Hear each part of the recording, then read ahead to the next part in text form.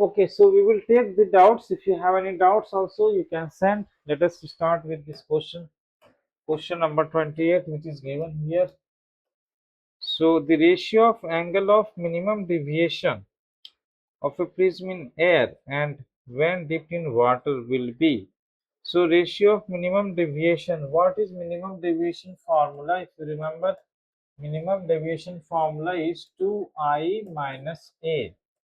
That's a formula for minimum deviation. Right. So let us discuss about this question, ratio of angle of minimum deviation prism in air and water. So in air and water, what changes happen, and do we need to consider a small prism angle? Yes, they have given if prism angle is very small. So if angle is very small, we should know first of all this formula becomes mu minus 1 into a. This formula is valid for thin prism. For thin prism. So we are going to use this formula here. Okay, now you know mu changes, mu is refractive index, mu changes.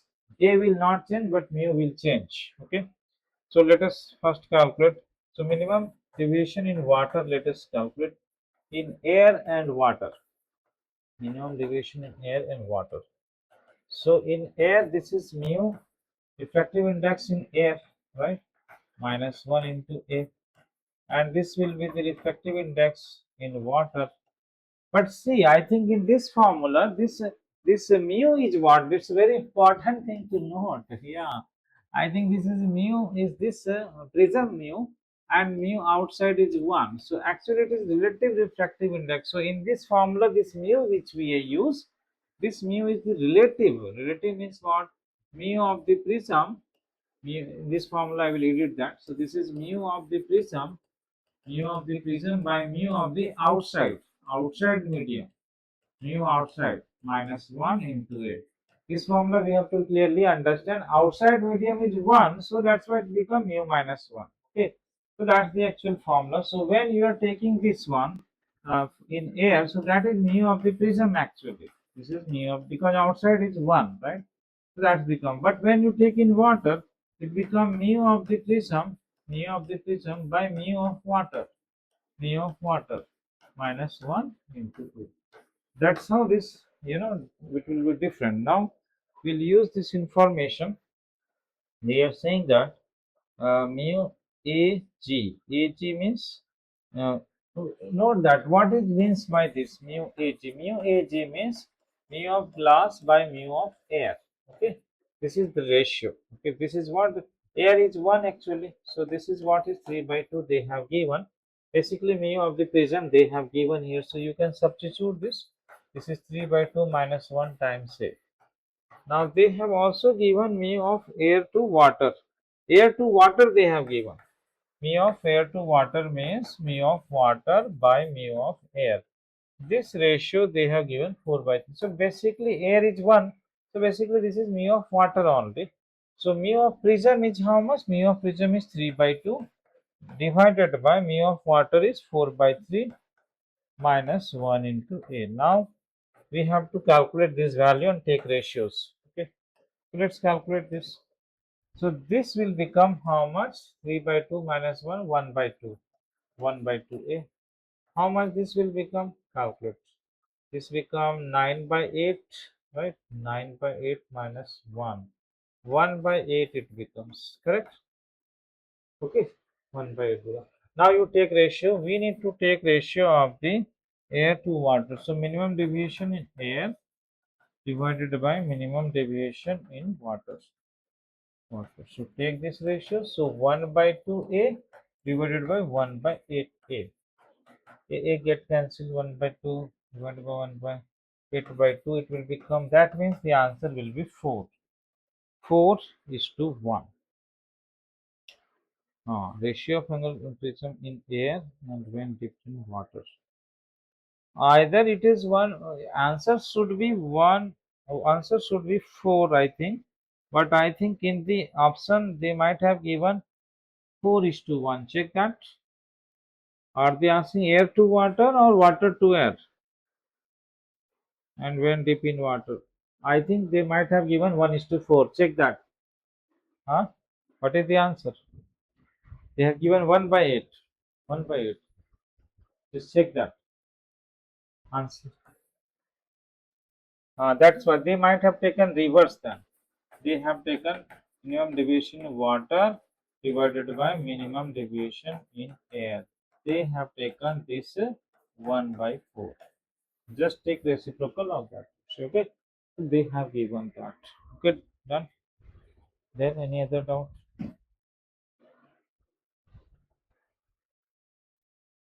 Hmm. Any other doubt you have? Chhatresh, Nishant, Lalit, Dushyant.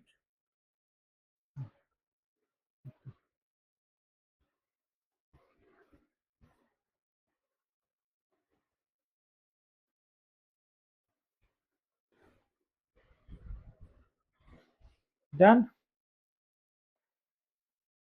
Any other doubts? Yes. Yes, yes, Sam. Send. Okay. Yeah.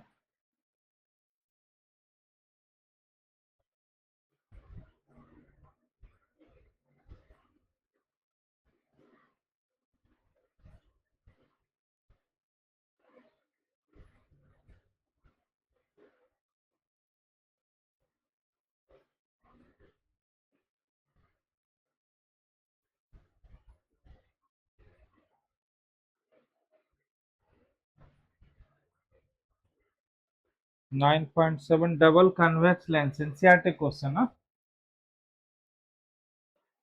Okay, we'll discuss this. 9.7. Double convex lenses are to be manufactured. Double convex means both side is convex, means this is called double convex. Double convex. Okay. Are to be manufactured from glass. Refractive index is given as 1 point. How much it is? 1.50. 1.55. Okay, refractive index is 1.55. Okay, with both faces of the same radius of curvature. Okay, this is also on, this is also a double convex. What is the radius of curvature required? The focal length is to be 20 centimeter. Okay, then use the formula, lens maker formula, 1 by f mu minus 1 1 by r1 minus 1 by r2. Actually this ratio is mu2 by mu1. This ratio is what? This ratio is mu2 by mu1. What is mu2? Mu2 is this lens material and mu1 is outside material. Okay. The outside you have to take as air because we have to use it in air. Manufacturer, they will manufacture for people who live in air, not in water, right? Some people can go inside water also while wearing that. Then that will change. Okay. We are talking of people who are living in air. So mu1 will be 1. Mu1 will be 1 here, and this is what is mu2 given. So let us substitute that. So 1.55 by 1 minus 1. Okay, radius you take proper signs, right? Radius they have given as, focal length they have given as 20. They are asking what? Radius of curvature. So note that this side radius will be positive. So R1 you have to take as plus R, and R2 you have to take as minus R, right? Because this way positive, that way negative. So this become 1 by plus R minus of 1 by minus R. So solve it. This focal length is 20 centimeter they have given. This becomes 0.55 and this becomes 2 by R. Okay, so from here you calculate radius of curvature as 20 into 0.55 into 2. Calculate out this, find out this calculation. You can remove this 100, then 20 times 5 it will cancel, and 5 into 11. So 11 into 2, 22 centimeter. That is the answer for radius of curvature. Yes.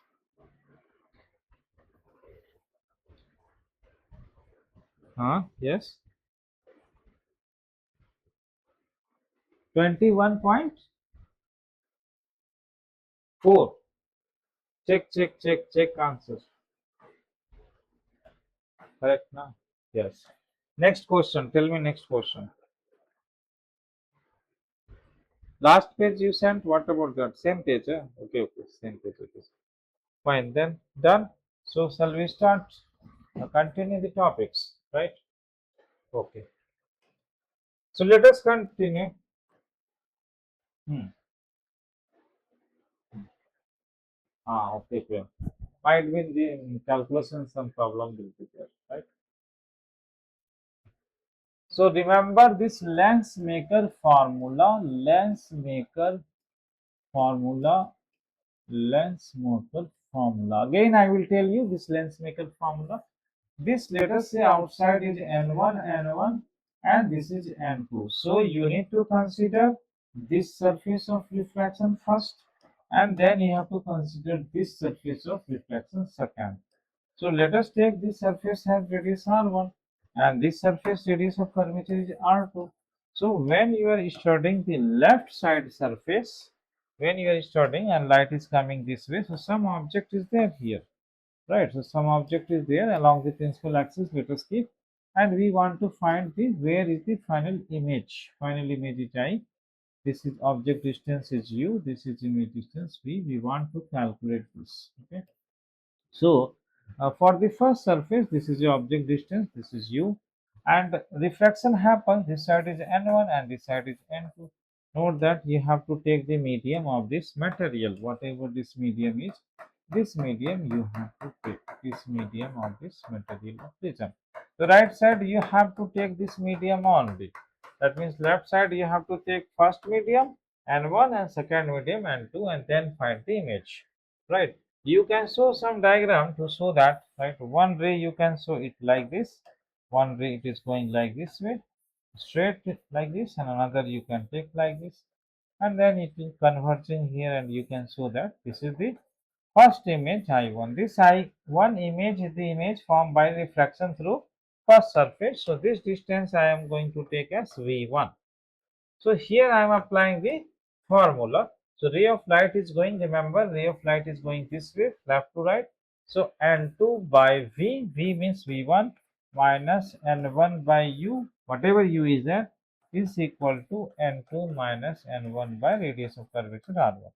This equation number 1 is because of this reflection from the left surface. See, in NCRT, they have created confusion in this. No, there is always students will have this doubt. How are we doing this? No, so confusion should be clearly, done, clarified. So here you see you are applying this formula is reflection through curved surface. So image is forming here I1. This image is going to act as a object for the second surface. Here also, if you want to show this diagram, you can show it. Afterwards, I will show. So first consider this I1 as a object. Okay. Sorry, I1 as the image for this, and this O is the object. Okay.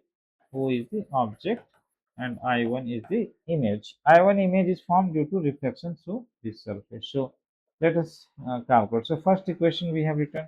Now next time, second equation what we are writing is we have to now consider second surface. And note that this first surface and second surface of lenses are not having much distances because this is a very thin lens, very thin lens.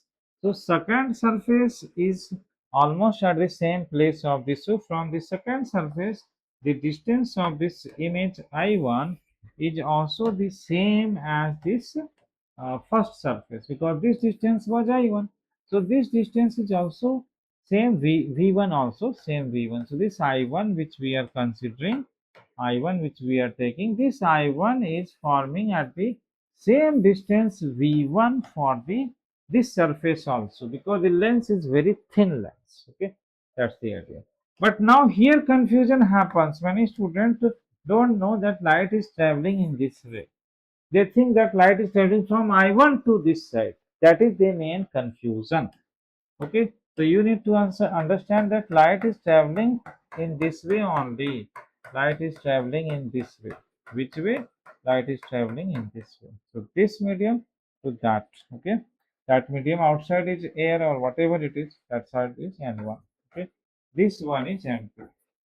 So light is traveling from there, and this radius was R1. here radius is R2. Same formula we have to write, but this N2 will become first medium and 1 will become second medium. Because light is going from N2 to N1. So apply this. So second medium by distance. So second medium is you have to take here as N1. N1 you have to write second medium. By final image where it is forming we do not know, but let us just write it. Let us just write it. V minus. Now we write what? This medium, because this is the first medium. So N2 divided by object. Now object is V1. You have to understand object is V1. So you will write V1 and then you will write this as N1 minus N2 by radius R2. So this is the second equation. Here only many students get confused. How are we taking ray? Ray is going from first medium to second medium, then lens to outside medium.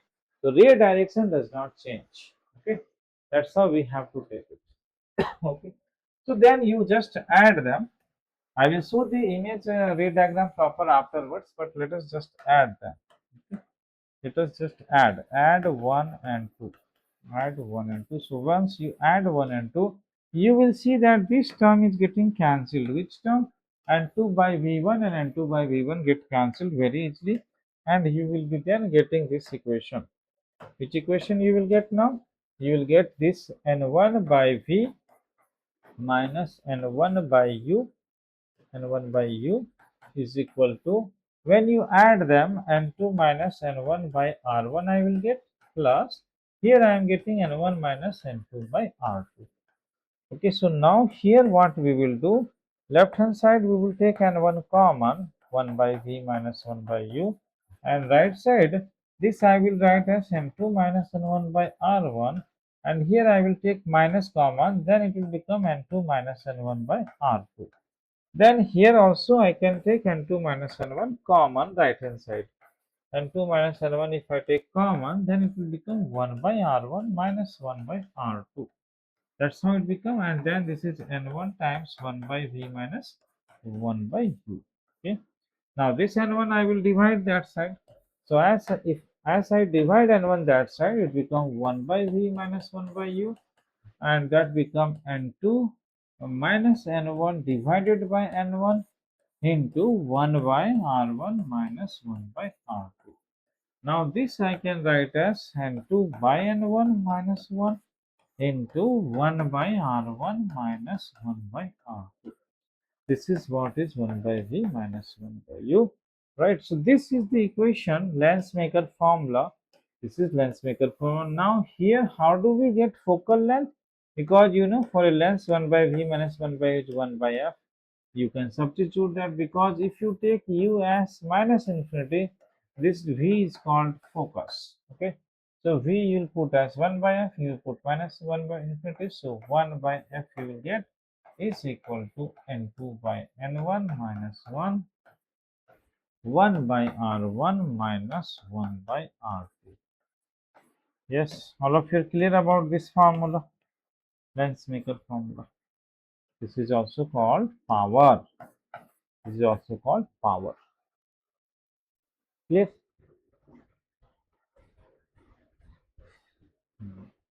In your board exam, this 5 marks questions comes on this topic to derive the lens maker formula.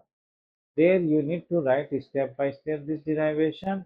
Plus, there you need to also show the ray diagram. Here I have not shown completely the ray diagram. Now I will show the ray diagram properly. Okay. So see the ray diagram. This is the lens. Let us make little bit bigger. And this is the optical axis passing through the center. This is the optical center O, or let us, okay, keep it O. And suppose if I keep object as A is the object. Okay, A is object here. Then if I take a ray from here, let us take a ray. One ray I will take which is going directly passing through principal axis. This ray which passes through principal axis, it just travels without any deviation. This is one ray. Second ray, let us take another ray. Second ray we take here like this. Okay, now here is what we have to see reflection. So for this surface, this curved surface, there will be some center of curvature.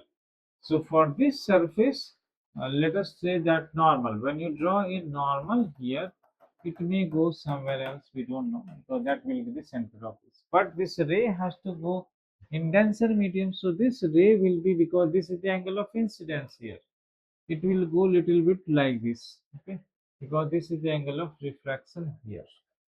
Because this is denser medium, we are assuming, and this is rarer medium. Then at this point also, you can consider normal here. Normal you can draw it like this. Okay. Then this is going away from normal, away from normal. So away from normal it will go. Away from normal it will go like this somewhere here. So ray will be going like this way. Ray will go like this way. Okay. So this ray which is coming here and this blue color ray which is coming here, they are meeting at this point.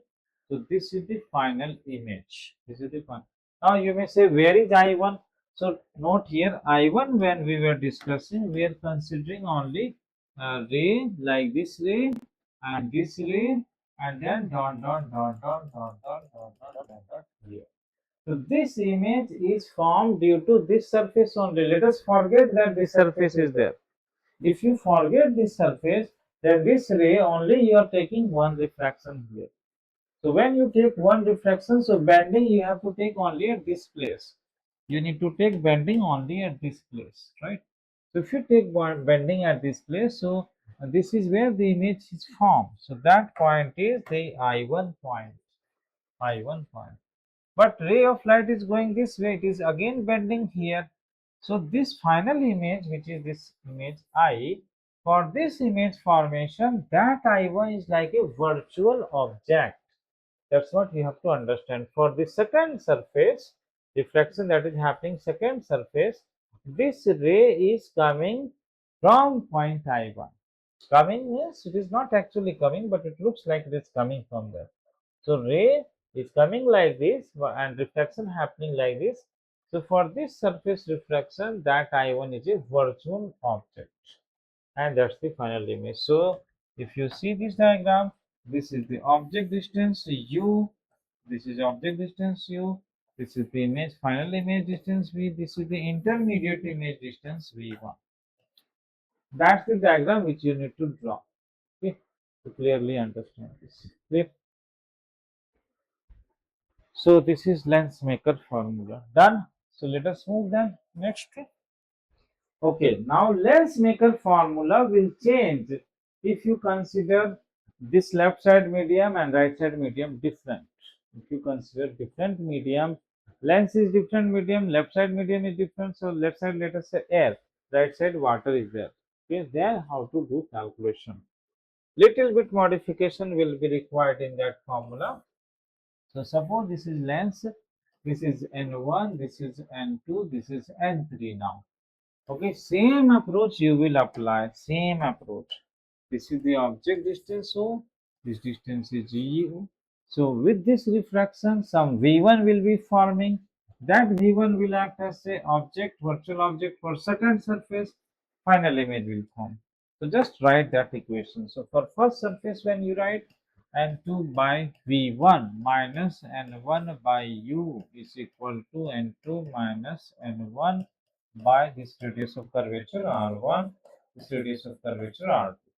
Then when you write for this equation going from N2 to N3, so you will write as N3 by final V minus N2 by V1 is N3 minus N2 by R2. That's all, and you will add these two equations. Once you add these two equations, you will get this terms is again going to get cancelled. This term will be cancelled again. Okay. So finally, you will get it as N3 by V minus N1 by U is equal to N2 minus N1 by R1 plus N3 minus N2 by R2. Like this, you will be getting a equation. This is the lens maker formula for three different medium. Now here if they ask what is focal length of this, take us minus infinity. As you take us minus, this term will become 0 because denominator is infinity, and v will become focus. So substitute it and solve. So n3 by f, this will be anyway 0, is equal to n2 minus n1 by r1 plus n3 minus n2 by r2. And this n3 you can divide it there, right? So you may divide that, and then you will get 1 by f, which will be the power formula for this surface. And 3 I can divide it, or I'll just put it here. Okay, so n2 minus n1 by r1 plus n3 minus n2 by r2. This is what the focal length of this type of problem we can use. Are you getting this? Yes.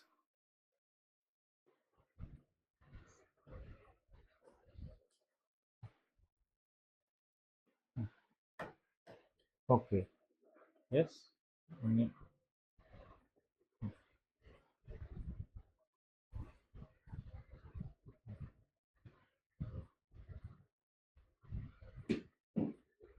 Yes.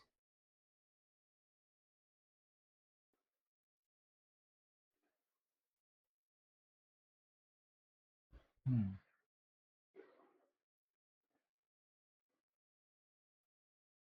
Hmm.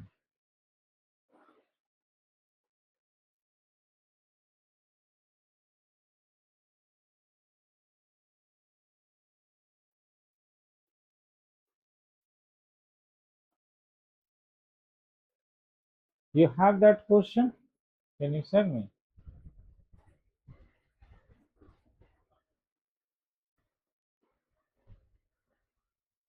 And by the way, converging and diverging will depend on power. Note that if power is positive, it is converging, converging. And if power is negative, it is diverging, diverging lens. So everything depends on the power sign of the power. If you have that question, you can send me. We can discuss that.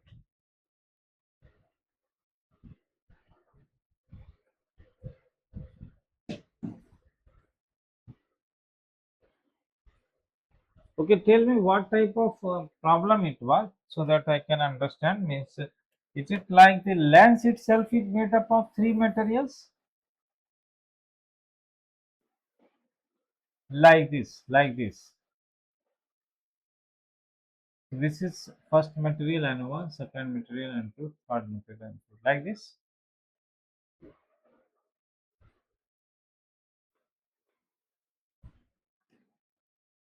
Ah, that's what. So this lens and outside is air. Let us say outside reflective index is 1. Outside is 1.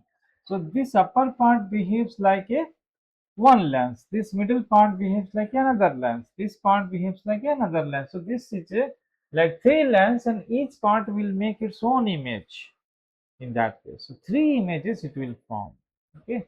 So you need to consider image formation due to the first part. First part will make some image that you need to consider. Okay. And first part you have to calculate power according to that. So power, see, radius will remain same. Suppose this radius is r1, this radius is r2. R1, R2 doesn't change.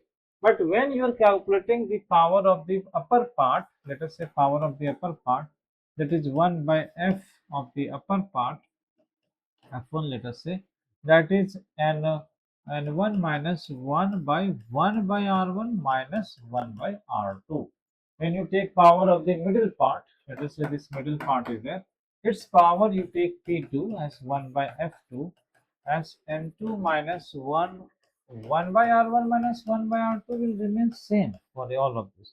Similarly, power of the third part power is P3, which is 1 by F3, which will be N3 minus 1, N3 minus 1, 1 by R1 minus 1 by R2. Now, see here, if you take power P1 and calculate, if power P1 comes positive, Power 2 also comes positive. Power 3 also comes positive.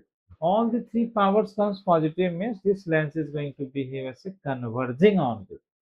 But suppose power 1 comes positive, power 2 comes negative, power 3 comes also negative, then it will behave both as converging diverging.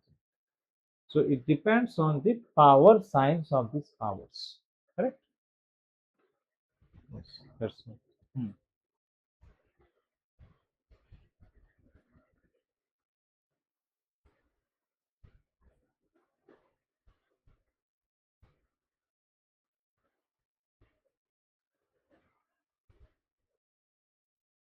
That's what it is. Just now we have done that only.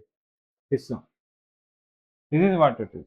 Then you calculate this power, and if this power comes positive, either it will come positive or negative here. Now there cannot be three possibilities, means two possibilities. It will be either positive or negative. So either it will be converging or it is diverging. It cannot be both converging diverging, right?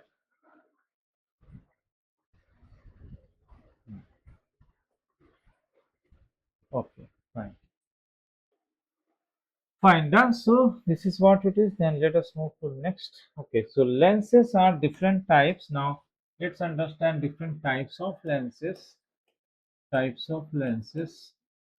So if you take lenses like, for example, you know, um, there are this type of lenses where both sides are, same. So this is called double convex. Double convex. Okay, double convex. That means both sides are convex convex or biconvex also. They may have different radius also R1 R2. Okay. Then we can have um, concave, both is like double concave, double concave. Double concave means both are concave concave. Then we can have plane and convex, that is called plano convex. How do the naming is happening? Naming, see, when it is double convex, double concave, there is no problem name. But when there is a plane and convex, why don't we call it convexo plane? Why are we calling it plano convex? We are calling it plano convex. The naming is such that whichever has larger radius, that we call it first. So for plane surface, radius is infinity, so we call it first plane, right? Then we call it afterwards. So plano convex. Similarly, plano concave is also possible. This is plano plano concave. Then we can have concavo convex, concavo convex, like concavo convex means concavo convex, concavo convex. When we are telling concavo convex, note that concave surface has larger radius than convex. We can say convexo concave also, that is also possible. So convexo concave. This also we can, although the shape is basically the same only. Concavo convex or convexo concave, the shape is same only. Shape is same. Convexo concave. Shape is same, but why are we calling first here convexo? Because convex has more radius. That is the idea. Here we are calling concavo convex because concave has more radius. That's the nomenclature it is. Okay. So like that, so many possibilities are there. You can combine two surfaces and make all that. Okay, right. So let us take a double convex or biconvex. If suppose biconvex means both have same, and suppose it is biconvex or double convex. Suppose if they have the same radius, let us say this R1 is here plus R and R2 has minus R, and this is the okay, calculate focal length. This outside is 1, let us say, and one outside is air. and n2 of the prism is, let us say, mu. So we will write this formula as 1 by f power 1 by f is equal to mu minus 1 by r minus 1 by r. So this becomes 1 by f is mu minus 1 2 by r. So focal length of this biconvex can be given as r by 2 times mu minus 1. Okay, r by this. Now you may ask that question that why not we say that focal length is r by 2. Why not focal length is r by 2? This type of focal length formula r by 2 was for mirrors. Okay, for mirror we are using that. But for lenses, we have to take refractive index outside as air, then we will take that one. But many questions they are just putting as just r by 2 any places, right? If nothing is given, then you may take it. But note that we have to consider refractive index of the material. Suppose if you take r by 2 if you take, that means mu should be 2, because 2 minus 1 will give 1, then 2 factor will come in denominator. So that means do we take that general mu as 2? Do we take mu as 2 in general? Might be we are taking mu as 2. Generally mu is given for class reality 3.2. If you take 3.2 here, suppose if you take mu as 3.2 here, then what happens? 3.2 means it will become half, then f will become equal to r. Okay, so things will change according to the question. Okay, okay. So then also note here, of course, we can do these calculations for different lenses shapes. We can do that. Okay, now we need to note one important thing is that breaking of lenses and silvering of lenses is also important thing. Cutting of lens. Suppose there is a biconvex lens, and let us say you want to cut it like this way.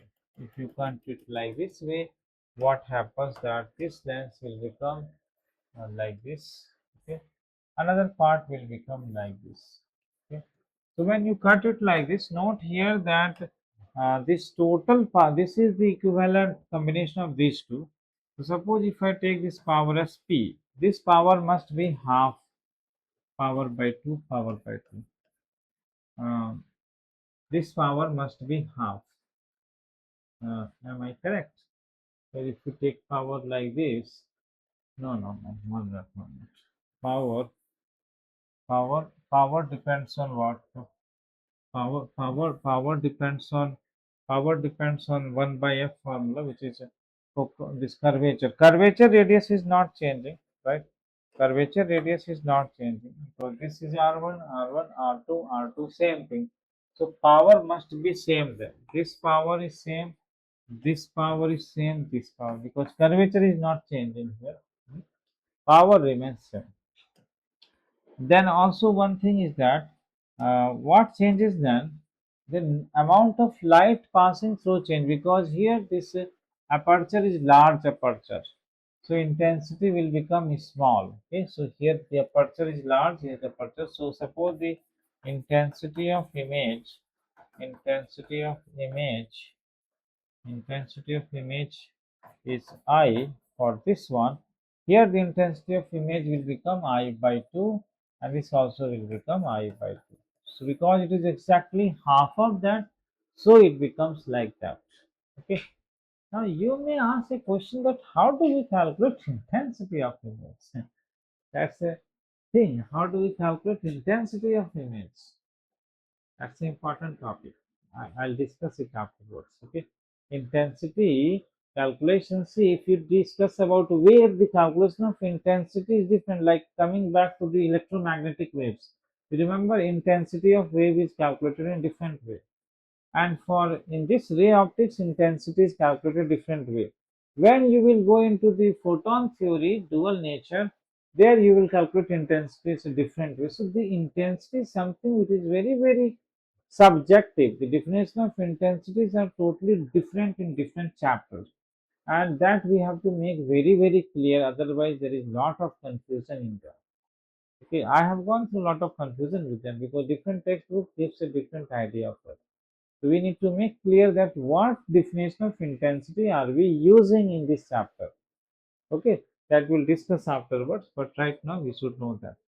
Okay, next we can go. Okay, this way we can also cut it. Different way also we can cut it. So suppose if there is a lens like this, and if you cut it in this manner, so now what happens is that one becomes like this way, another becomes another half. So in this definitely we can say the curvature has changed one side. So power has to become equal now because it is symmetric. So this power is P. Here you have to take this power as P by 2, this power as P by 2. And power is inversely proportional to focal length. So if you take this focal length as F, this focal length will be 2F and this focal length will be 2F. Okay, so that's the idea here. That's how we can calculate things. Okay, right. So cutting of lenses over. Then what about silvering of lenses? Silvering of lenses is also important topic. Silvering, silvering of lenses. Silvering of lenses. So silvering of lenses, if you talk, well, let us take a convex lens. Okay, convex lens if I take, and suppose this surface of this lens is silver. Silver means you paint it with a silver. So once you paint this surface will become a mirror. It will become a mirror. So now this lens has no more remain a lens. This lens has converted into a mirror because one surface has become mirror. So how will this act? Suppose for example a ray of light goes like this way.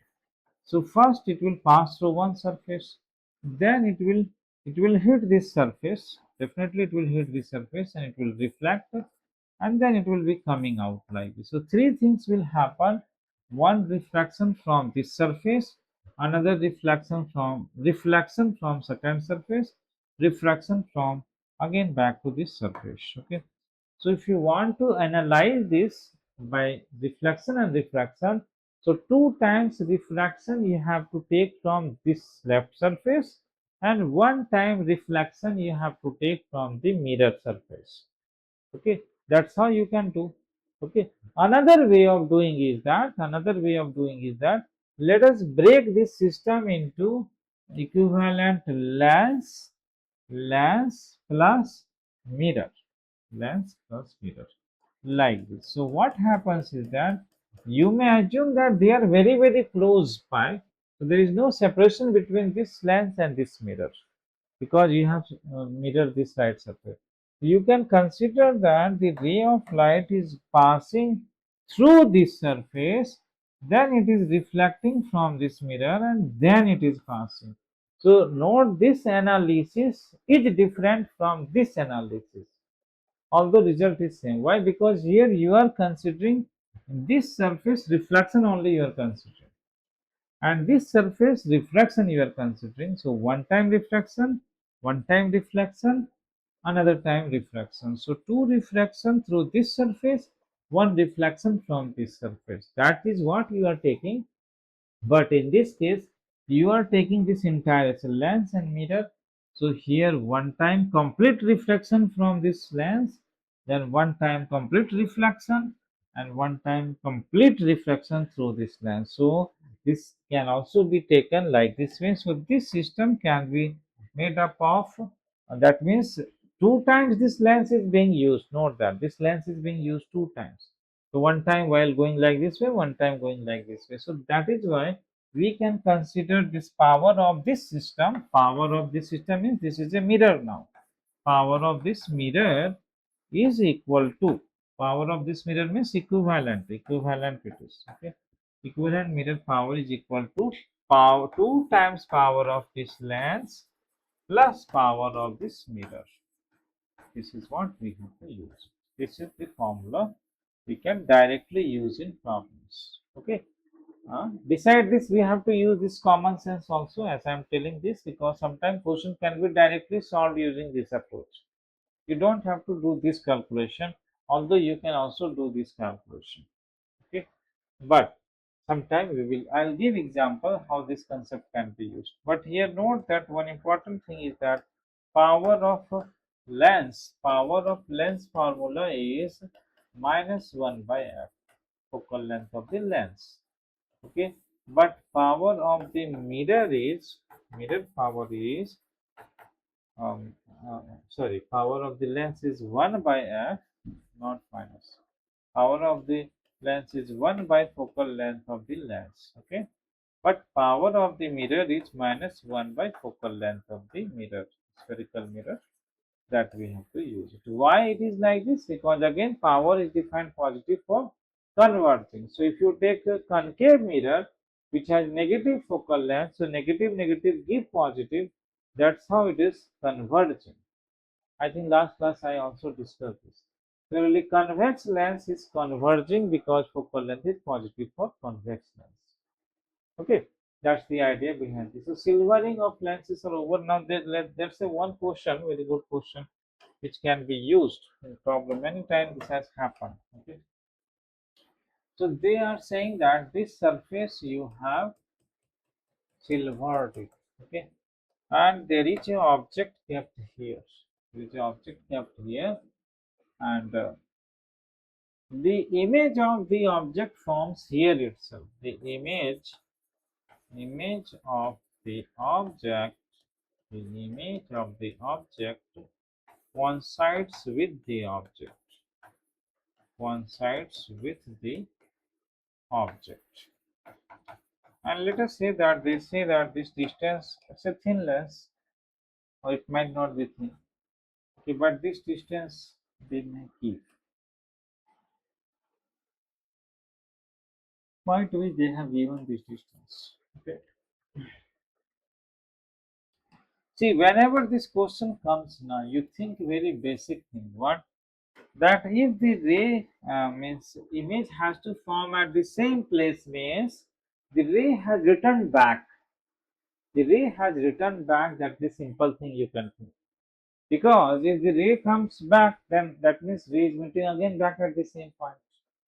Okay, that is the logic behind it. So if ray comes back, then only image and the object will coincide. So you take it like this way. Let us consider one ray.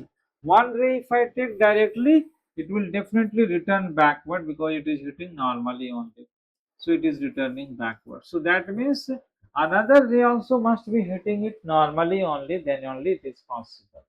So suppose you take another ray, let us consider another ray like this. Okay, another ray. Now from this point, this ray must be hitting it normally, normally, hitting it, this surface normally. Where it is hitting, we do not know, but it must have hit normally. So suppose it has hit like this way. Assume that this is normal. This is normal means uh, this surface has center this element. No, this diagram is not correct. Might be it is like this way. Like this way it has hit it. Okay, this way it is hit it. So if I extend this backward, because if it is hitting it like this means its image must be forming at this where the image must be forming. Try to figure out, because it must be going to the center of curvature. Okay, center of curvature for this surface, center of curvature for this surface. Okay, so if I take this as u, here ray coming, then some um, because this is the normal, it is going normal, so this ray must be traveling along the normal here, so that it is hitting and coming back here. So this is the intermediate image you can take, I1, and this intermediate image after reflection is forming here as this I2. Let us take our final image I. Okay. So this is how you have to take. So from here when the ray is coming and then it is reflecting from first surface, it is hitting it normally. So because it is hitting it normally, it is retracting its path. So here it is hitting it normally, it is retracting its path like this. So as it is retracting its path, it is forming here. This is the final edge. Okay. So for that, what you need to understand, very important thing is that for this surface, second surface, this distance which we are taking, this is nothing but the radius. Okay, because this radius only. So this point, this distance I1 from this surface is nothing but this radius. Okay, that is the main idea behind it. Okay, that's the main idea. So this is the radius of the second surface. I assume that both have same radius, then that will be what. Let me take this radius R1 and this is R2. So this is R2. This is R2. Okay, and this is the object distance. Now, while you are studying this, right, this surface, so I1 has to be considered as a virtual. It has to be. I have made a line like this, but it is a virtual for second refraction. So, what you need to study is, let us say, if I consider the left surface. Suppose if I consider left surface, so while the ray is returning like this way, note that while the ray is returning like this way, you need to consider this I1 as the object. So this distance, note in the direction of incident, this is what is a very interesting point here. The sign convention you need to change here. You need to change sign convention. Very interesting thing. Because while you are considering this ray is going like this way, so this direction is positive, this is negative. But after reflection with the mirror, ray is going like this way, so in the direction of incidence, we have to take positive. So this I1 which you have calculated, this distance I1, this you have to take as object distance, and that too you have to take as positive. And suppose if I take this as a thin, right? Suppose if I take this as thin lens, then I will take this distance R2 as the object distance. So this is plus R2 we have to take. Okay. And the image is forming this side only. So image is forming this side. That also I know. Image distance is D. That means V already I know V is equal to D. That also is plus D. Okay. So this is what it is, and this surface radius is R1, that I know. Now you apply this. So this medium, let us say they have given mu and outside is 1, let us say refractive index. Then you have to apply this. You have to consider this first medium as mu and second medium as 1. Now this you can solve now. Now you solve. And 2 by V, this formula use, and 2 by V means 1 by V, 1 by T, 2 by V minus N1 by U is R2 is equal to N2 minus N1, 1 minus mu by R. This radius of curvature, that is R1. So from here a very important relation comes, and you can play with this equation. If they ask mu, then calculate. If they ask me, you calculate from this equation. That will be the answer. If you want to derive this formula, it will be better. Okay. I think I have got the formula for that. So let me just do that. So 1 by D minus mu by R2 is equal to, I will open this 1 by R1 minus mu by R1. I'll bring one side, mu comes. So this will take that side. So mu by 1 by R2 minus 1 by R1. I will take this side, right, and this is 1 by D minus 1 by R1. So this formula for NEET student will do wonder, because here 1 by D minus 1 by R1 divided by 1 by R2 minus 1 by R1. Very nice formula. If such model question comes, immediately you have to use this. Within a microsecond, within a few seconds, you will solve this question. This model of question many times has come in me. Okay, so they will give that there is a mirror, and means there is a lens. One side is silver, left side has radius R1, right side has radius R2. Object is kept at this distance, and this image and object coincide. Calculate the refractive index of the material of this lens. Direct in one step, you will get this. This is the formula, very nice formula. Okay, so mu is equal to 1 by D minus 1 by R1 divided by 1 by R2 minus 1 by R1. Toppers will have this formula. Those who are topper, they will have this shortcut formula. We have to remember, mug up this, because within within few seconds, 10, 15 seconds, you will solve this question. Clear? Yes. Okay, done. And if they ask what is the power of this mirror, then power, how do you calculate? You know that you can use that formula. What is that formula you will use? Power of this equivalent mirror.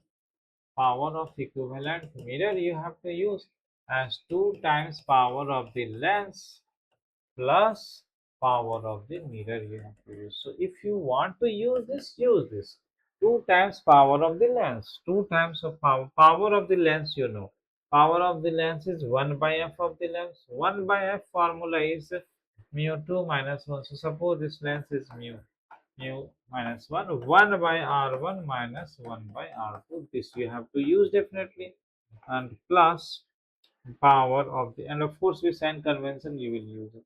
Power of the mirror is minus 1 by, right, that is minus 1 by, mirror is right side, so minus 1 by r2. This calculation also you can do with proper sign convention. You will get the sheer power of the equivalent mirror you will calculate. And if they ask what is the focal length of the mirror, equivalent, so this power is minus 1 by f equivalent of the mirror. So from here you can solve this.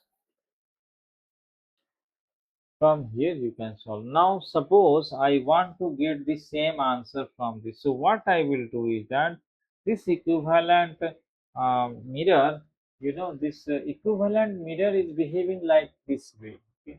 This equivalent mirror is behaving like this way, that if you are keeping an object here, image is also forming here. Can you tell what will be this distance? Can you tell what will be the distance in front of a concave mirror? If you keep object, images from the same place, can you tell me what will be that distance? Can you tell me? Yes?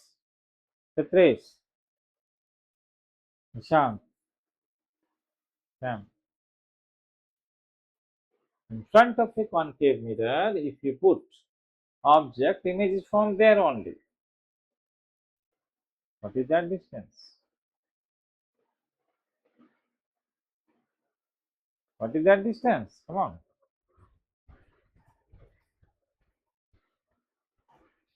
Yes or no? What is that distance? Come on, it is a very easy question. If you keep a object in front of a concave mirror, same place image is forming, that is the center of curvature. Come on. That is center of curvature. So this way also you can solve. That means what? That means this is center of curvature, means this will be 2 focal length of this mirror equivalent. Okay. Which is given as d. So that means equivalent focal length you have to take as d by 2. Okay. So in this case you have to put equivalent as minus d by 2. So of course with sign you have to put minus d by 2. Substitute here and check whether you are getting the same result or not. But this approach is an intelligent approach. This approach involves calculation. You can do it also, by the way. You can do it because when you put d by 2 here, you can calculate. With proper sign convention, you substitute, you will calculate it. Okay, that you can do it. Fine. So I hope you got this idea. You can work out problems on this. Fine. Then what else remaining in this? Lenses over. Yeah, I think most of the topic, almost this topic we have completed. Very nice, we have completed this. Okay, topic. Then what else is remaining in this? Hmm. So, okay, one thing is there. One thing is there, like the lenses. Did we calculate or did we derive 1 by v minus 1 by? I think last class did we do that? Let me check that. Last class did I derive that formula 1 by v minus 1 by u is 1 by f?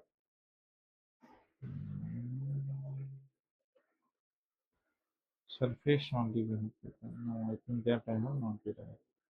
Okay. So let us derive that. That's quite easy question. In grade 10th they use similar triangle concept to derive this. they will definitely not ask, but you need to know a shortcut to derive this. Suppose this is a length and they ask derive 1 by v minus 1 by u is 1 by m. It's a very simple formula. You know that. Okay. And the magnification formula is v by u. That also is an important formula for lengths. Which magnification formula it is? This is the lateral magnification. Lateral, not the longitudinal. Okay. Suppose they are this formula to derive. How to derive it fast means you take this as optical axis. Okay, and suppose if I consider an object here, I can take anywhere here. Okay, let us take this as object. So this distance from this is x and this distance is y. I am just taking it like this way, okay? X and y. And if I am going to take some rays, one ray if I pass through the center of this, it will go undeviated like this way, right? And another way, if I take another ray, for another ray I can take a parallel ray. So parallel rays passes through the focus, right? That means this point is the focus. This point definitely is the focus, right? And these two rays looks like they are meeting somewhere here. This point, so that's the image. Okay, that's the image. So this distance, this point, this is the y dash. Let us take it y dash, and let us take this distance as x dash. So x dash is the distance of what? Let me draw here. I will show from here to here. This distance. This distance I am taking this as x dash. Remember these are distances, but when we choose this as origin, then left side, right side, we have to use sign convention. Above positive, below negative, we have to use sign convention. So note that this is called raw formula. The raw formula that we derive, there is no sign convention in this because these are all distances. Distances, no sign convention is there. Sign convention afterwards we put it. Okay. So now tell me, this distance is focal length. Definitely this distance is called f, focal length, and this is image distance x dash. So this distance will become x dash minus f, right? And this is x. Okay. Now here note that this angle, if I say that this angle is theta, let us say that this angle is, or we can take alpha, beta, anything you want to take. Suppose if I take alpha, then this angle is also alpha. This angle is beta, so this angle is also beta.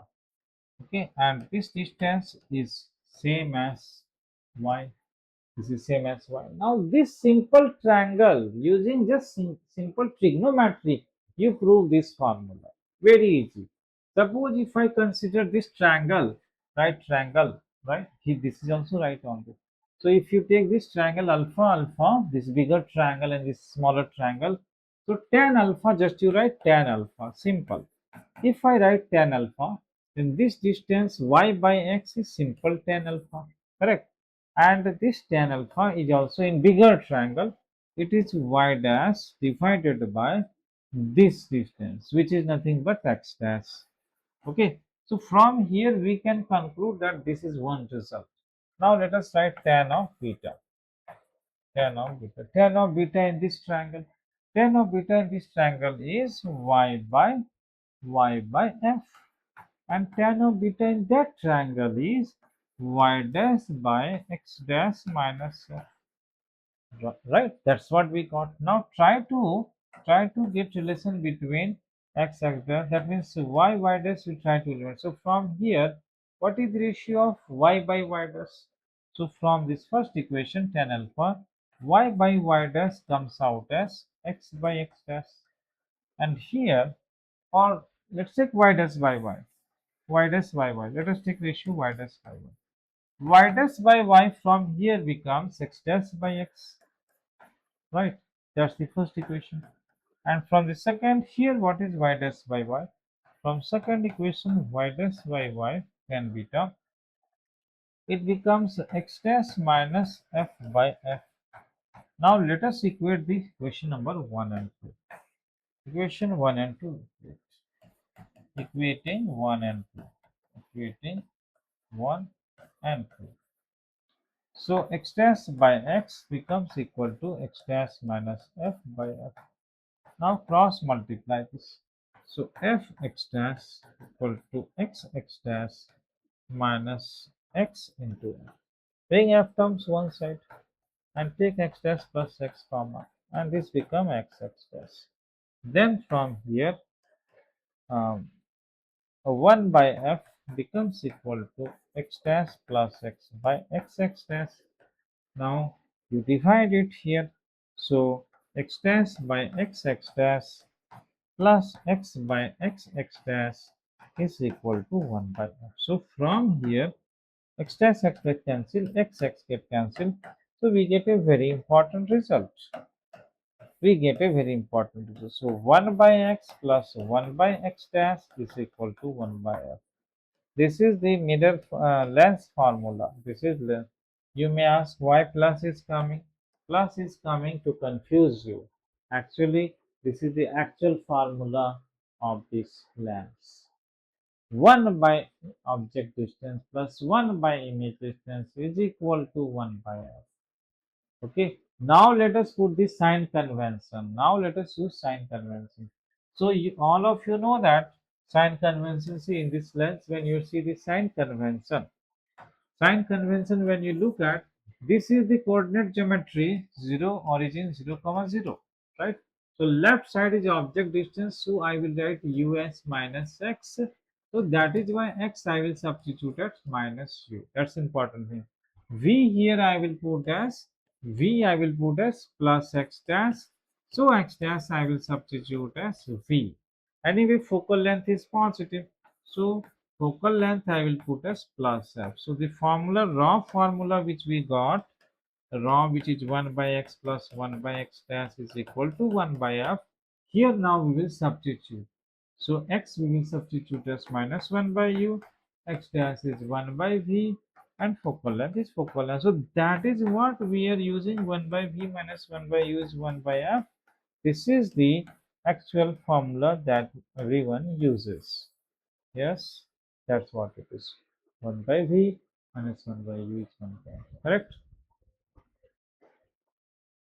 Okay, then what about magnification formula? Then magnification formula we have got as y dash by y. Note that magnification we have got as y dash by y, and y dash by y, many things we have got. Y dash by y we have got as x dash by x also, and we have also got this as x dash minus f by f. That also we have got it. Okay, right. So now if I try to use sign convention, what about y dash? Y dash, what should we take? So note here that when you have taken, in this case, y is like this and y dash is below in this. So height of object you can write as plus y, and height of image you will write as minus y dash. Okay.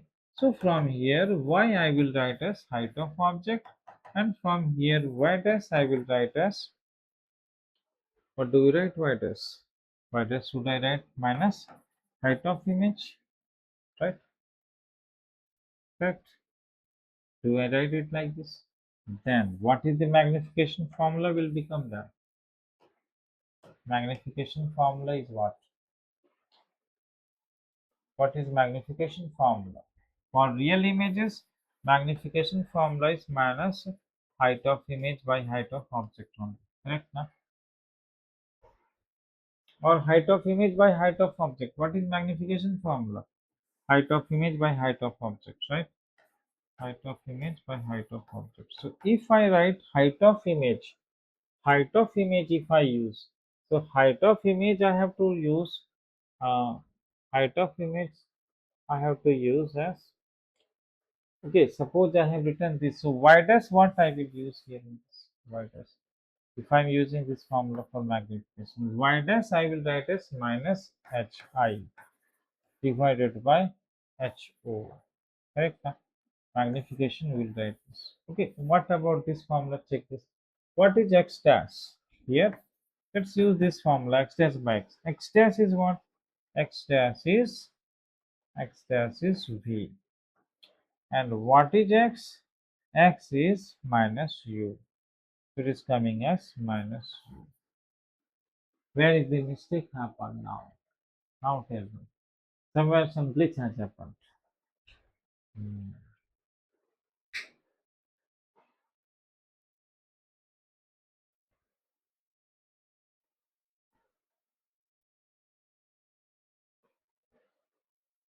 Somewhere some glitch has happened. Hmm? Minus. Wait. That glitch we need to remove. Okay. So how are we defining that?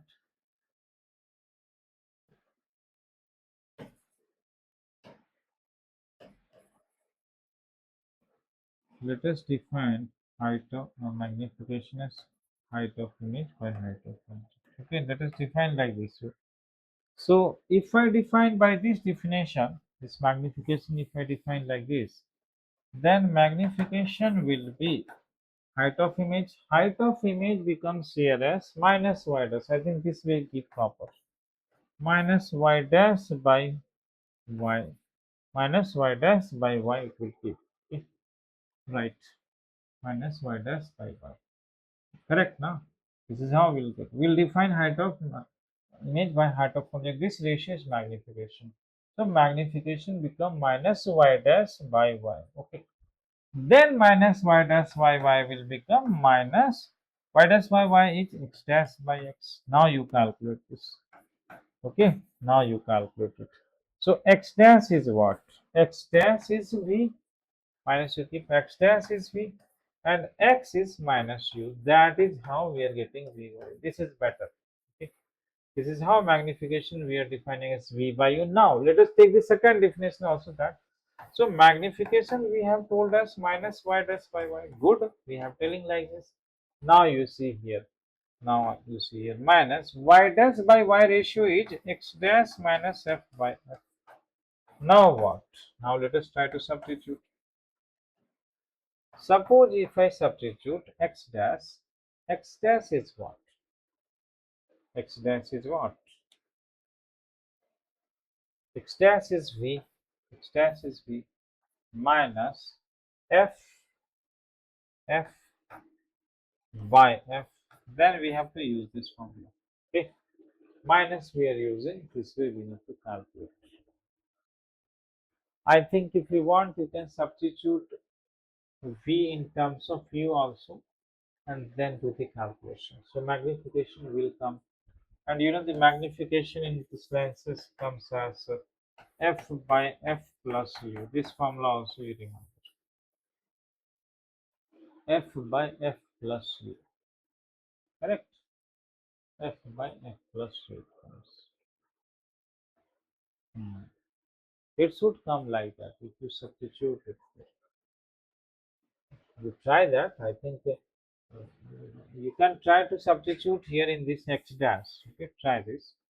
You may get that one. Try this. X dash is what? What is x dash? Because we know 1 by x plus 1 by x dash is 1 by f. So 1 by x dash becomes 1 by f minus 1 by x. So 1 by x dash becomes fx x minus f. Okay. So from here x dash we can try to substitute here. Okay. X dash, or let me open it like this. I can substitute x dash by f minus f by f, that will become 1. Okay, minus f of 1. Okay, let me substitute here uh, um, x dash. X dash will be x dash by f will be what? X dash by f will be what? X dash by f will be x by x minus f minus 1. Okay, try this. So we will get from here as magnification. We will get from here as minus. When you open this, x will get, it will become minus f by x minus f. Right? That's what we are going to get. Okay. Then I will substitute x as minus u. Yes. Now you substitute x minus u. So minus u minus f. This minus minus cancels, then it becomes f by f plus u. Now that we got it. Okay, that's right. So that's the derivation of entire thing, magnification formula and the lens formula, magnification formula. Clear? Yes. Okay. Okay. So then I think this chapter is over. Then what about the next topic, which is the optical instruments? Shall we start optical instruments and cover up today? We have some time. Let us finish it, right? So then next class onwards, we can work out problems on it. We can spend time on problems from next class, right? Anything else is remaining? Anything else is remaining in this? Prism is remaining? Oh, prism is remaining. So let us cover up prism. Okay, I forgot prism. Okay, okay, prism is remaining. Okay, let us do prism. Prism. Okay, so prism here, first of all, refract. Did we cover refraction through prism? Not covered. Refraction through prism is not covered, right? Did we cover that? No. So first we'll cover refraction through prism. So refraction only, then dispersion, then this topic will be over. Okay. So suppose if there is a prism like this, and this has an angle A, and this angle is known as angle of prism, or this is known as refracting angle, refracting angle, refracting angle. And then if you take a ray of light like this point is the point of incidence at this surface. Let us note that this point I am taking as BC. So this ray here which is coming, this ray will be, you can draw a normal here. Okay, draw a normal here. Draw a normal here. Then this ray will be going inside this like this way, and draw a normal here. Draw a normal here. Draw a normal here. Both these normals are meeting somewhere. Then continue the ray. It will go in rarer medium. It has gone like this. So this is what is called incident ray. Incident ray. This is what is called emergent ray. Emergent ray. This is what is the refracted ray which is inside that. Okay.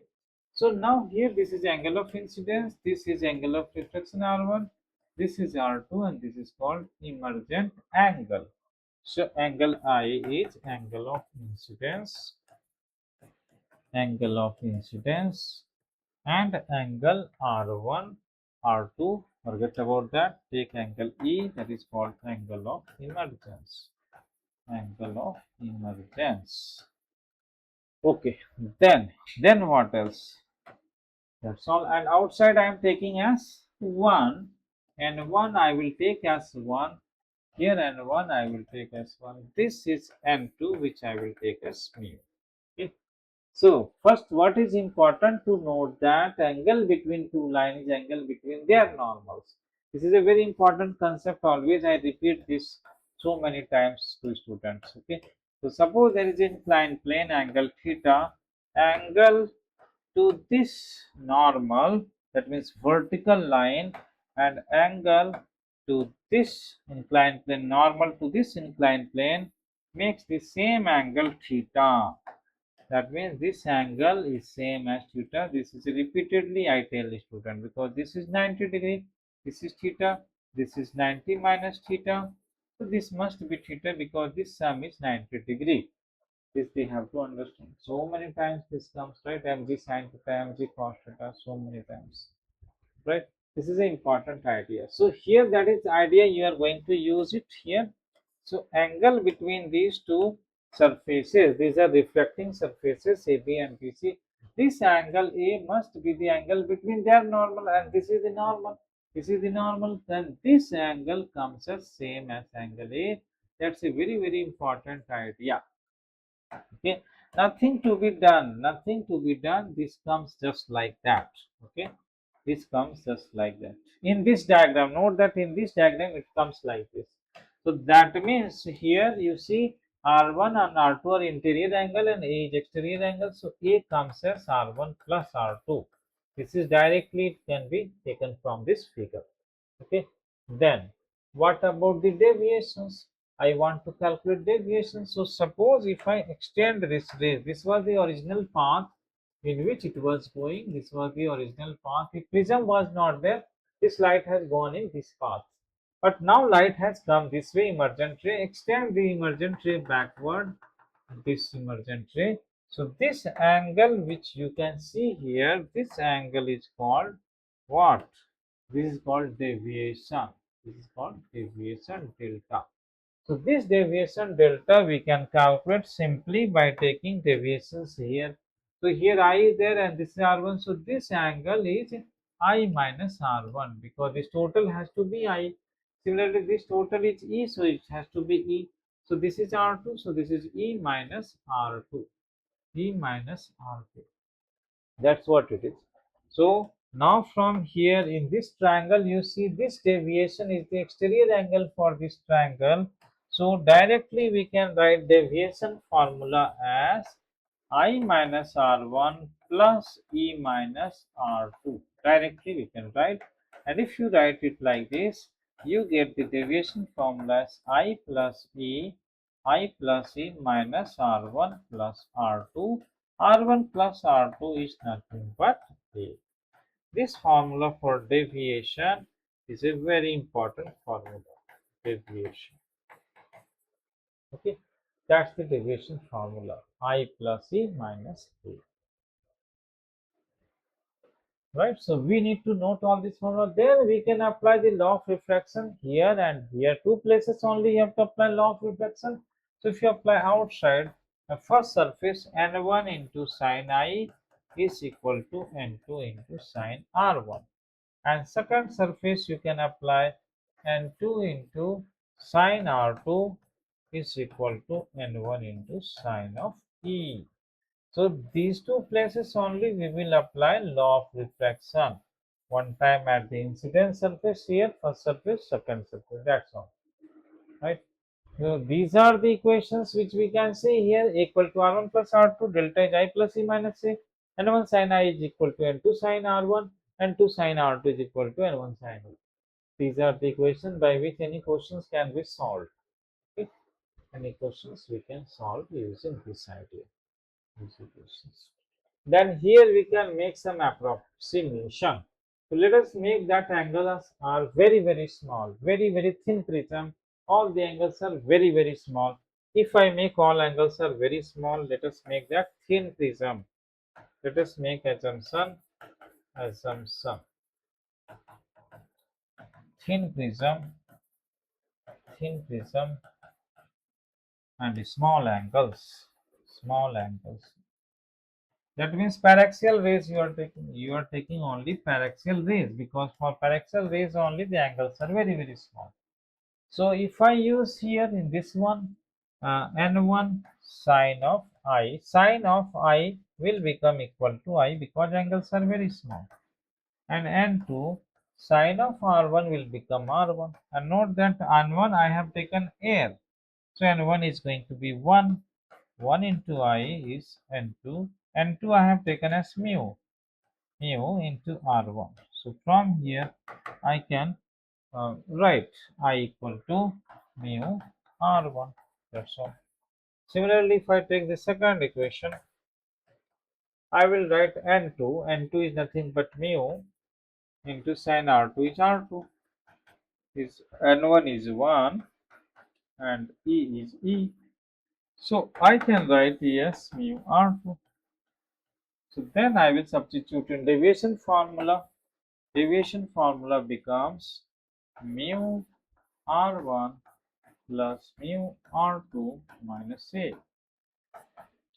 Mu can be taken common, R1 plus R2 minus A, and R1 plus R2 is same as A, so mu A minus A. So from here, deviation can be written as mu minus 1 into A. This deviation formula is the deviation formula for thin prism. For thin prism. For thin prism, we can use thin prism and paraxial ray. These assumptions are there. Okay. Using that, we can calculate delta. Otherwise, you have to use those equations to calculate it. Okay, that's what it is. Okay, what else? What else? Hmm. Maximum deviation, minimum deviation, two conditions are there. Before I go to maximum minimum deviation, one important point I will mention: this prism whole formula will change if you consider the diagram in a different manner. Suppose if I consider a ray of light is coming like this way. A ray of light is coming like this way. So if I draw normal here, now normal will be like this. Okay, and I need to consider diagram properly. So let me consider a prism, little bit longer prism. So if I consider, let me consider here some normal first. Normal itself I will draw first. So this way I draw a normal.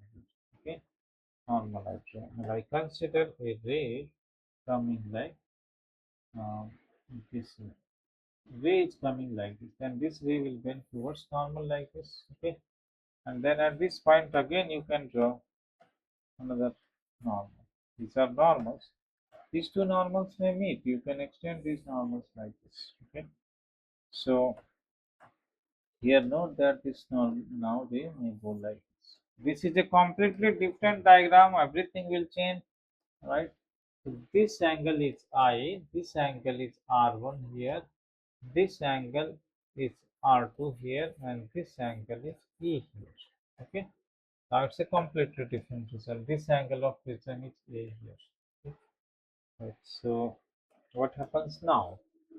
So note that normal still will make the same angle A here.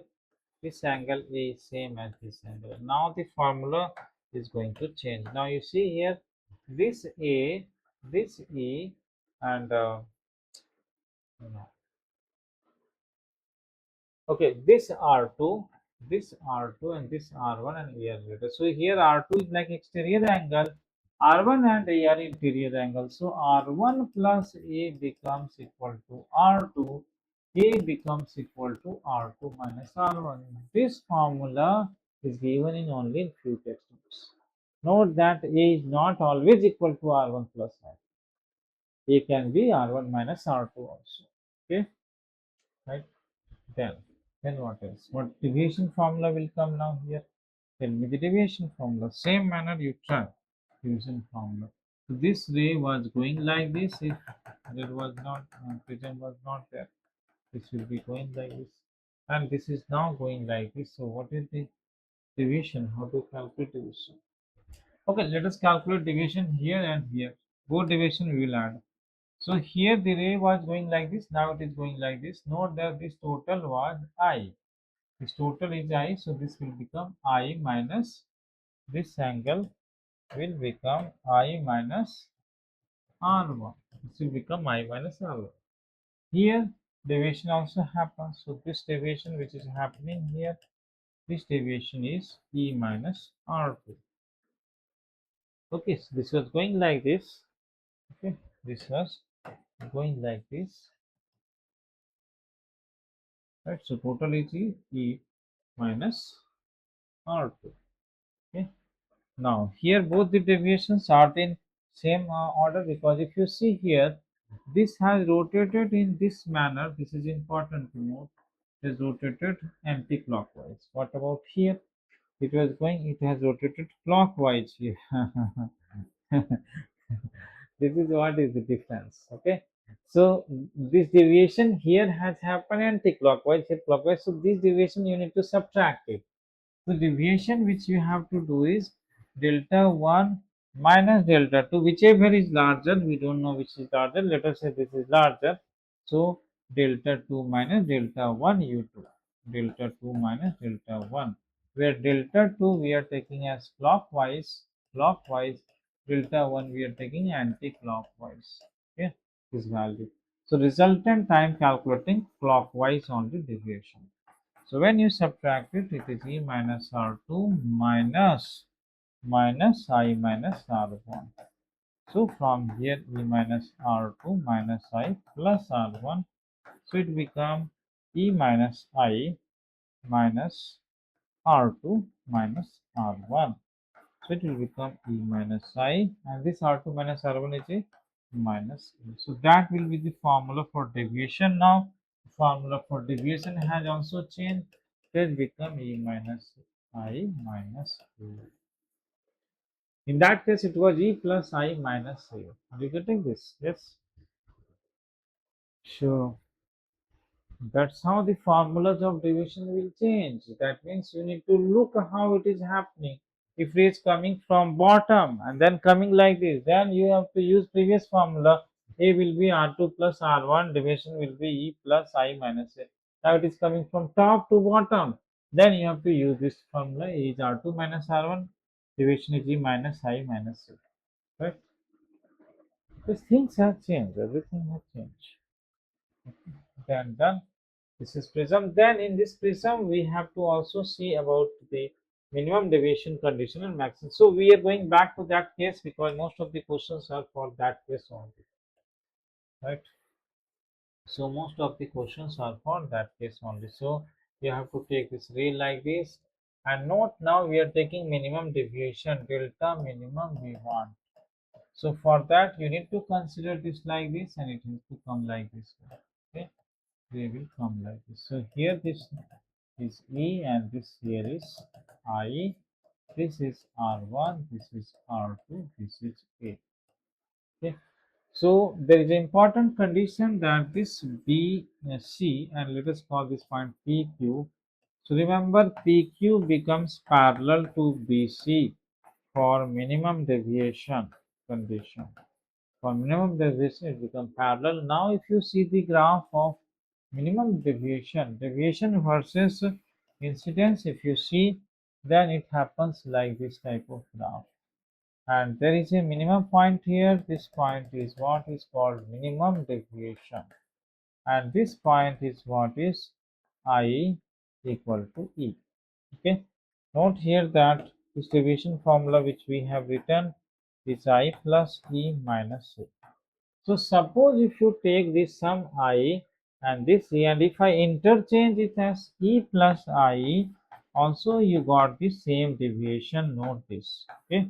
If in this formula, if I change I as E and E as I, it doesn't matter, formula remains same. So that means you will get same deviation delta for two angles of incidence. This angle is the first angle of incidence I1, which you can take as I, and this is the same another angle I2, which you can take as C. So one time you take I1 as I, another time you take I2 as E, then you interchange. Okay, so that's what will happen, right?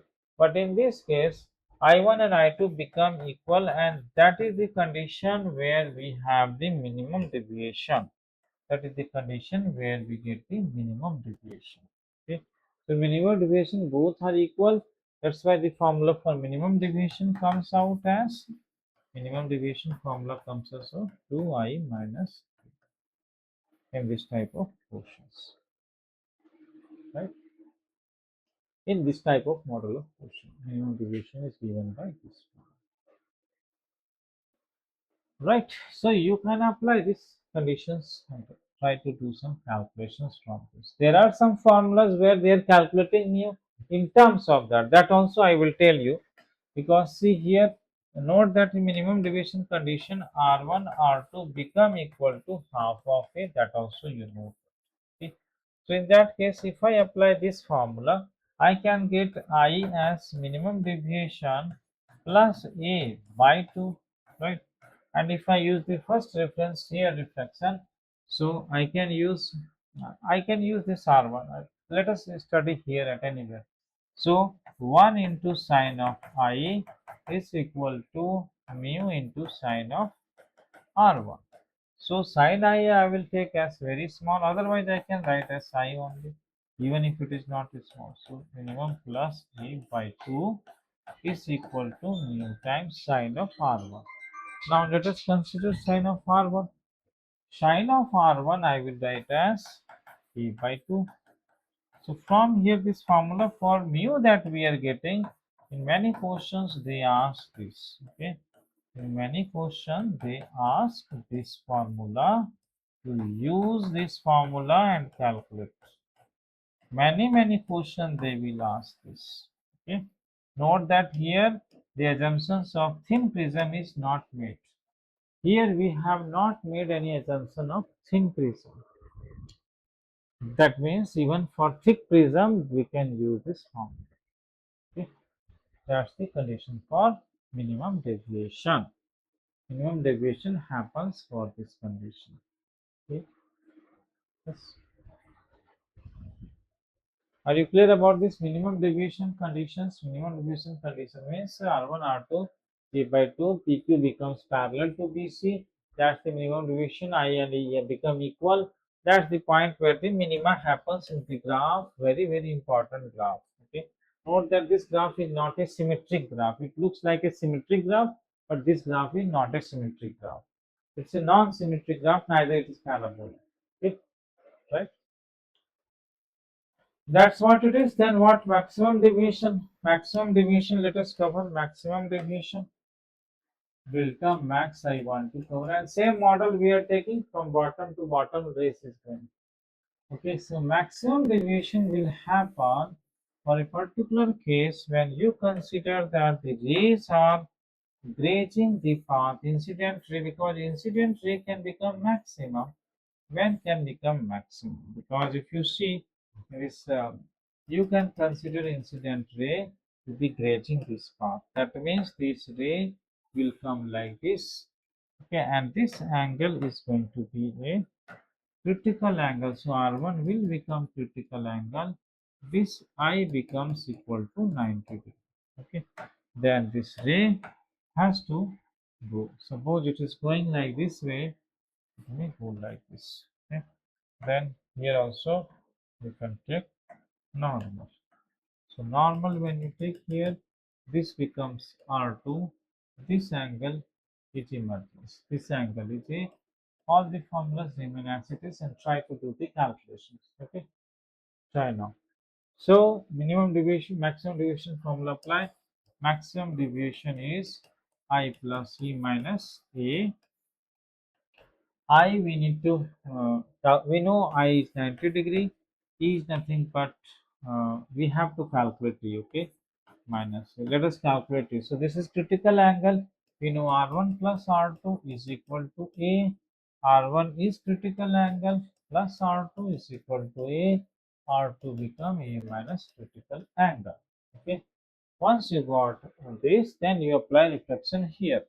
So mu into sine of R2, which is A minus critical angle, is equal to 1 into sine of E. So from here E you will calculate as sine inverse of mu into sine of A minus critical angle. Once you calculate this, you substitute here, then maximum deviation can be calculated as 90 degree plus, you substitute that value, sine inverse of mu times sine of A minus critical angle minus A. Now you will see how to calculate critical angle. Critical angle can be calculated as sine inverse of 1 by mu. That's how critical angle we will calculate.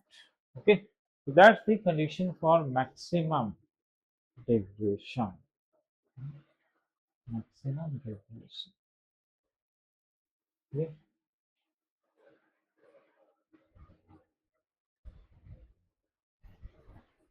There is a very interesting thing here. Recently, I came to know that there is a example of a limiting angle of prism for emergent ray. So there must be some value of A beyond which it should not go, so that ray will means it should be coming. Suppose A is larger, there is a limiting value of A for which ray has to come out. Suppose if A becomes larger than that, then what happens? They cannot come out. Like that. There is a condition. Okay. Try that case also. That's an important case. Suppose if I take this prism, okay, this is angle A, and here if I take normal and I take a ray like this. Okay, some ray I will take here as well. This is angle of incidence. And this ray is coming here, and let us consider that here this ray comes out like this grazing. This is the grazing emergence. Grazing emergence. Grazing emergence. Okay. So that means here this angle has E has become 90 degrees. This has become R2 as critical angle. Okay. Now this angle is R1. Now suppose if I try to increase this I, because the maximum value of E will be how much? 90 degrees. Maximum value of E is 90 degrees. A is nothing but R1 plus R2. Okay. A is nothing but R1 plus R2. R2 has anyway become critical angle here. Okay. Now what is the R1 maximum value of R1? Think about it. Maximum value of R1. Because maximum value of E, if E in sorry I, because here when you take refraction, you use sin I is equal to mu sin R1. So if you try to increase I, if you increase I, R1 will also increase, correct? R1 will also increase. So how much I can you increase? How much I can you increase? You can increase up to 90 degree only. That means the maximum value of R1 will be the critical angle. That means R1 must be less than critical angle. That's the idea. This will be less than critical angle, isn't it? R1 must be less than critical angle. So if I apply here R1 is A minus critical angle. So R1 must be less than critical angle, right? R1 must be less than critical angle. If I apply this condition R1 less than critical angle, so A minus this critical angle become less than critical angle. So A must be less than 2 times of critical angle. So this value of 2 times of critical angle, that is what is called the limiting angle. So limiting angle, that is what is called uh, when A becomes equal to 2 times of critical angle. Okay, so I will write here one important point that you can note. It is given in your module also, very important point that I will write it. Today also in study hours some students were asking. Some question was there in this model. Okay, so write this. Note this.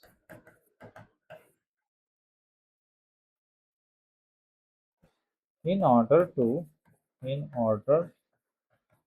have an emergent ray, in order to have an emergent ray, in order to have an emergent ray, the maximum angle of prism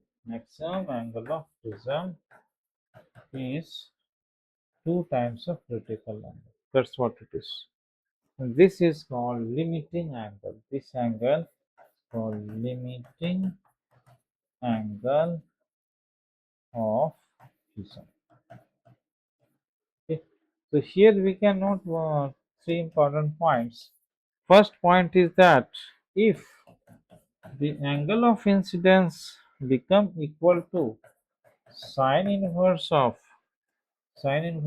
mu times sine of A minus critical angle. If this become equal to this, then the ray, then the emergent ray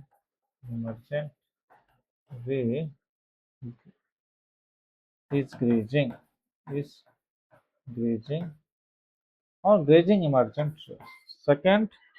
Second point you take, second point to take, if I is greater than sine inverse of this mu times sine of A minus critical angle, then what happens? The ray emerges out of a prism from the other side. Then the uh, ray is emerging. Ray is emerging. Ray is emerging. But what happens if I is less? If I is less than sine inverse of mu into sine of A minus critical angle, then the ray does not emerge. Ray does not emerge out. Ray does not emerge out means the ray the ray undergoes TIR, total interreflection, at the second surface. Okay, that's the important point to be noted. These are very important points. Okay, very important points for solving problems. Some tough level of questions can be solved. Okay, so I think that's much. Today, one question was there, like this type of question was there. I just tell you that one student was asking. It's interesting question. So this is a prism, and one ray is coming normally like this, and this ray is grazing like this. They are asking about the um, they were asking about the refractive index mu, condition on mu. They were asking. So here what happens? I becomes 0, right? And this is 90-degree intensity. This is the angle of prism. And here what happens with that? If you draw normal here, so show this E has become 90-degree here. Okay, it has become like that. That was the question. So in this case, they were asking what is mu? What is the value of mu? Can you calculate what is the mu? What is the condition on mu? Can you calculate?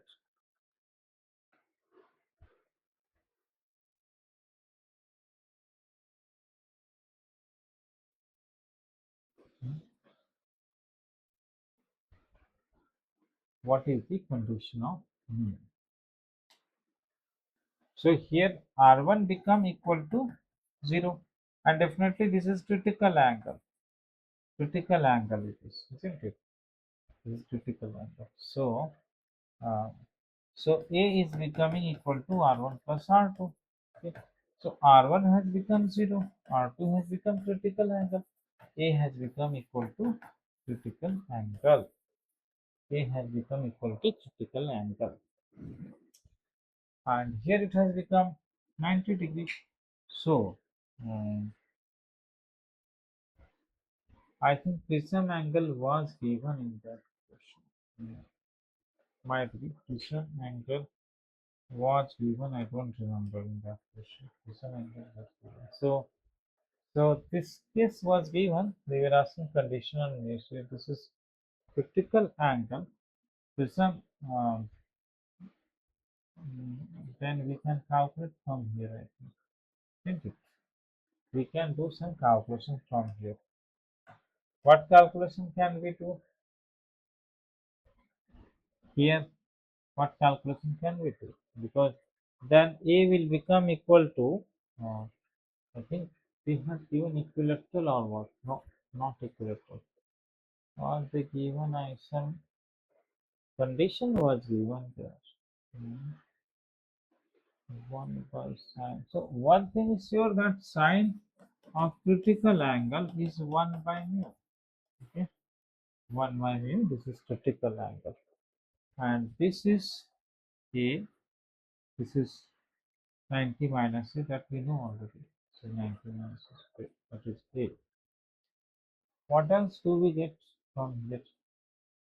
One more condition was here. I think. Mu value we need to calculate from here. Okay. And if I might be incidence was given. I don't remember exactly. Might be incidence was given here, something like that.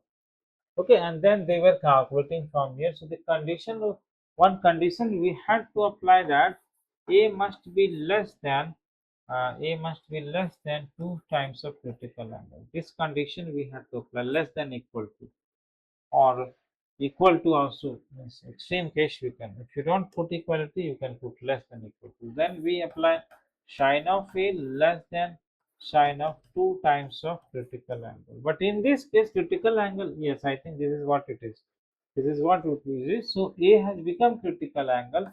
So sine of a, I will write, and this becomes sine of 2a. It is becoming. So now if I use this, sine of a, this I will take as 2 times of sine a cos a. Right, so this sine a terms get cancelled. So from here, this cos a comes as greater than half. Okay. Cos a comes as greater than half.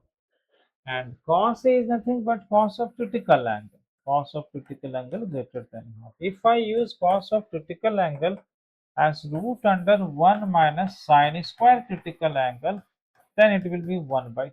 And if I square it, then it will come as 1 minus sine square of critical angle as 1 by 4. Okay. Then if I use it, 1 minus, this is becoming 1 by mu square, right? Sorry, sine is 1 by, yeah, correct only. 1 by mu square greater than 1 by 4. So from here, 1 by mu square comes as less than 1 minus 1 by 4. Some condition, I think it was like this only, as I remember.